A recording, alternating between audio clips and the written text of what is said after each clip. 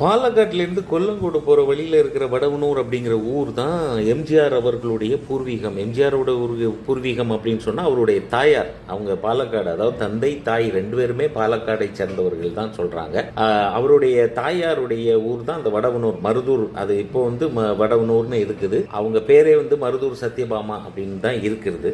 So இந்த ஊரில் இப்போ வந்து அவங்க வாழ்ந்த அந்த வீட்டை 2019 புனரமைச்சு இப்போ வந்து மக்கள் பார்வைக்காக வச்சிருக்கிறாங்க. அந்த வீட்டில் வந்து ஒரு சின்ன வீடு தான், ஆனால் சுற்றி நிறைய இடங்கள் இருக்கிறது தான்.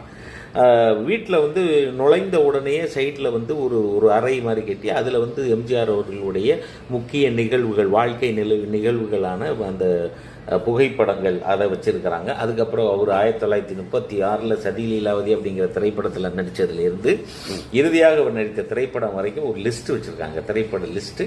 அதுக்கப்புறம் வீட்டுக்குள்ளே போனீங்கன்னா வீடு வந்து ஒரு திண்ணை, ஒரு அறை, ஒரு சமையலறை அப்படின்னு கொண்ட ஒரு 3 இடம் கொண்ட ஒரு சின்ன வீடு தான் அது.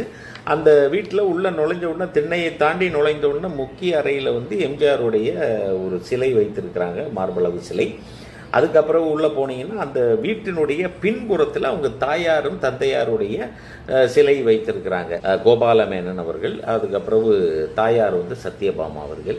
இந்த 2 பேருடைய சிலையும் அங்கே வைத்திருக்கிறார்கள்.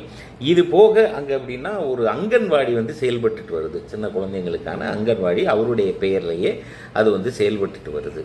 ஸோ இது வந்து ஒரு இன்னைக்கு சென்னையில் டி நகரில் இருக்கிற எம்ஜிஆர் மெமோரியல் ஹவுஸ் மாதிரி, நினைவு இல்லம் மாதிரி, அங்கே அவருடைய பூர்வீக இடத்துலையும் ஒரு நினைவில்லம் இருக்கிறது.